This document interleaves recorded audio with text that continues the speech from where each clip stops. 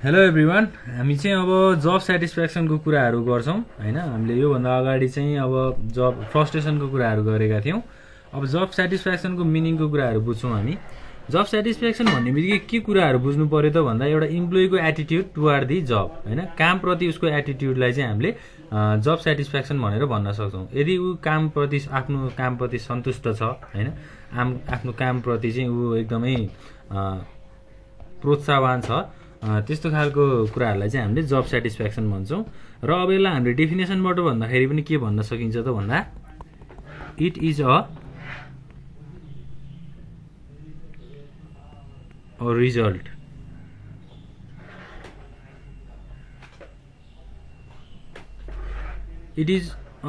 Of employees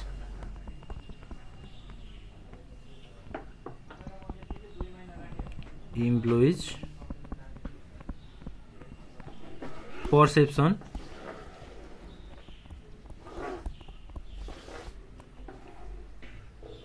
of how well their job provides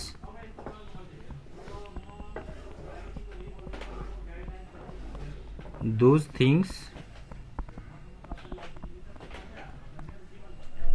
which are viewed as important हैन। के भन्यो त हाम्रो यो सेन्टेन्सले रिजल्ट अफ इम्प्लोइज पर्सेप्सन, इम्प्लोइजको पर्सेप्सन अथवा उनीहरूको धारणा of how well their job provides those thing which are viewed as important. अब उनीहरूको कामले चाहिँ कस्तो खालको इम्पोर्टेन्सहरू दिन्छ अथवा कस्तो खालको महत्त्वहरू पुर्याउँछ, महत्त्वपूर्ण कामहरू पुर्याउँछ, त्यस्तो कुराको एउटा रिजल्टको इम्प्लोइजको पर्सेप्सन अथवा धारणालाई चाहिँ हामीले जब सेटिस्फ्याक्सन भनेर भन्न सक्छौं। सन्तुष्ट हुने भनेर भन्न पनि सकिन्छ है। ल अब जब सेटिस्फ्याक्सनलाई इन्फ्लुएन्स गराउने फ्याक्टर्सहरू के कस्ता छन् हैन, जब सेटिस्फ्याक्सन कसरी हुन्छ भन्ने कुराहरू पनि हामी डिस्कस गर्छौं। जस्तै factors affecting job satisfaction.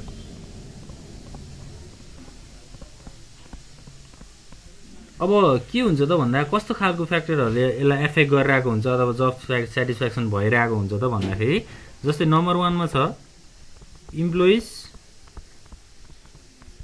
Expectation about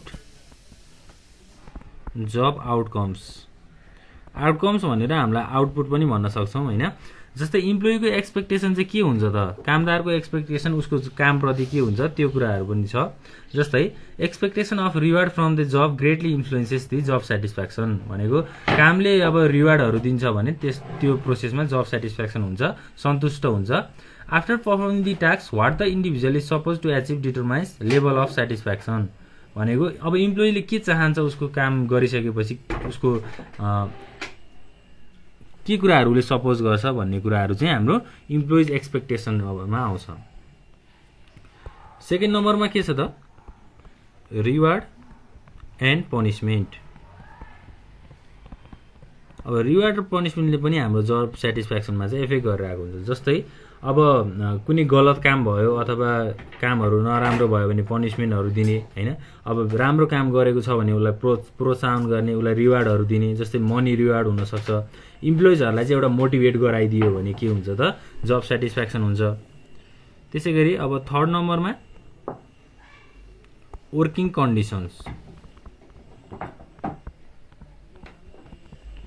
अब वर्किङ कन्डिसन्स भनेको चाहिँ के कुराहरू हुन्छ, जस्तै वर्कलोड हैन। अब काममा धेरै लोड भयो भने, त्यसैगरी नेसेसरी इक्विपमेन्ट्स, अनि जब कम्प्लेक्सिटिज हैन, वर्क अपर्च्युनिटिजहरू अब चान्सहरू नपाउने, त्यसैगरी हेल्थ एन्ड सेफ्टी हैन। यी सबै कुराहरू इन्क्लुड भयो भने चाहिँ जब सेटिस्फ्याक्सन हुन्छ।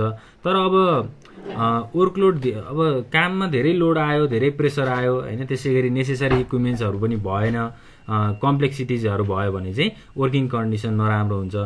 र यो कुराहरू सबैलाई के गर्नुपर्छ त म्यानेज गर्नुपर्छ, जसले गर्दा के हुन्छ त एउटा बेटर वर्किङ इन्भाइरोमेन्ट चाहिँ क्रिएट हुन्छ। त्यसैगरी अब फोर्थ नम्बरमा छ कम्युनिकेसनको कुराहरू।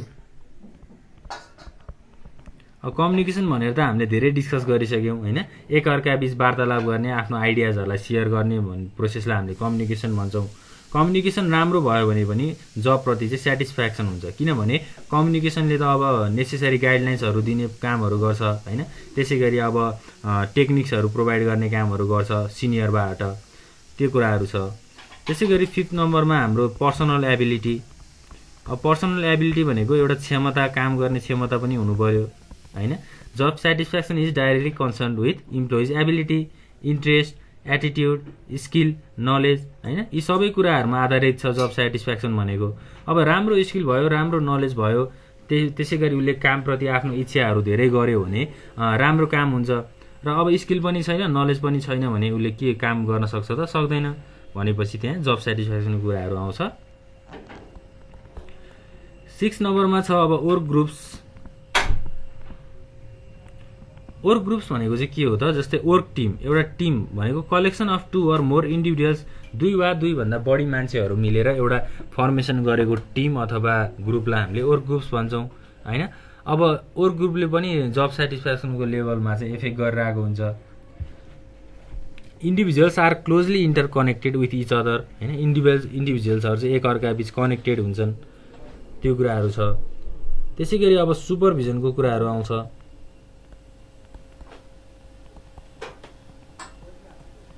हैन। अरु के हुन सक्छ त? हाम्रो यति 7 वटा कुराहरू चाहिँ फ्याक्टर्स एफेक्टिङ जब स्याटिस्फ्याक्सन हैन। जब स्याटिस्फ्याक्सन हुनको लागि के फ्याक्टरहरूले इफेक्ट गरिरहेको हुन्छ भन्ने कुराहरू हामीले हेरेका छौं। अब कन्सिक्वेन्सेसको कुराहरू गरौँ। कन्सिक्वेन्सेस अफ जब स्याटिस्फ्याक्सन के हुन्छ त? जस्तै फर्स्टमा it increases efficiency and effectiveness to work। काम प्रति चाहिँ इफिसियन्सी र इफेक्टिभनेस चाहिँ बढ्छ अथवा इन्क्रिज हुन्छ भनेर भनेको छ। त्यसै गरी सेकेन्ड पोइन्टले के भन्छ त? It helps to reduce employees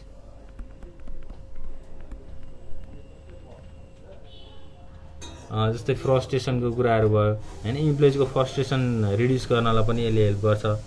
त्यसै गरी थर्ड पोइन्टमा it promotes harmonious employees relation हैन। इम्प्लोइजको रिलेसनशिपलाई पनि के गर्ने त? एकदमै राम्रो बनाउने अथवा प्रोमोट गर्ने कामहरू गर्छ, प्रोत्साहन गर्ने कामहरू गर्छ हैन। फोर्थ नम्बरमा के छ त भन्दा it helps to decrease employees turnover हैन। इम्प्लोइज टर्नओभर हुनलाई पनि यसले के गर्छ त? डिक्रिज गर्छ हैन। इम्प्लोइजको मात्रा धेरै भयो अथवा कामहरू थोरै भयो, इम्प्लोइज धेरै भयो भने के हुन्छ त? हाम्रो त्यस्तो खालको समस्यालाई पनि यसले घटाउने काम गर्छ अथवा डिक्रिज गर्ने कामहरू गर्छ। र अब हाम्रो रिलेसनशिप बिट्विन जब स्याटिस्फ्याक्सन, जब पर्फर्मेन्स र प्रोडक्टिभिटीको कुराहरू छ हैन। अब जब स्याटिस्फ्याक्सन र पर्फर्मेन्स त्यसै गरी प्रोडक्टिभिटीको रिलेसनशिप के कस्तो हुन्छ त? त्यो कुराहरू पनि हामीले हेर्नुपर्ने हुन्छ हैन। यो कुराहरू चाहिँ सबै इम्प्लोइको मोटिभेसन प्रोसेसको आधारमा हुन्छ है। जब सबै कुराहरूलाई चाहिँ एउटा मोटिभेसनले इफेक्ट गरिरहेको हुन्छ। जस्तै अब यो कुराहरू चाहिँ एकअर्कामा इन्टरलिटेटेड पनि छ हैन। जस्तै मोटिभेसनले के गर्छ त? इम्प्लोइजहरूलाई चाहिँ गोल अथवा आउटपुटहरूमा ड्राइभ गर्ने काम गर्छ। आउटपुट एचिभ गर्नको लागि ड्राइभ गर्ने अथवा त्यो ठाउँमा लग्ने कामहरू गर्छ हैन। त्यसै गरी गुड जब पर्फर्मेन्स भनेको राम्रो कामहरू गर्नको लागि चाहिँ प्रोत्साहन गर्छ, त्यो कुराहरू छ। The technical relationship between this variables हैन। अब टेक्निकल रिलेसनशिप पनि छ यसमा चाहिँ हैन। जस्तै जब स्याटिस्फ्याक्सन, जब पर्फर्मेन्स र प्रोडक्टिभिटीहरुको चाहिँ एउटा टेक्निकल रिलेसनशिप पनि छ भनेर हामीले बुझ्न सक्छौं। जस्तै अब के भन्छ त भन्दा a happy worker is a productive worker, a productive worker is a happy worker भनेको एउटा खुसी कामदार चाहिँ के हुन्छ त? एकदम प्रोडक्टिभ हुन्छ र एकदम प्रोडक्टिभ वर्कर के हुन्छ त? कामदार खुसी हुन्छ भनेर एउटा स्लोगन भनिएको छ। त्यसरी पनि हामीले बुझ्न सक्छौं।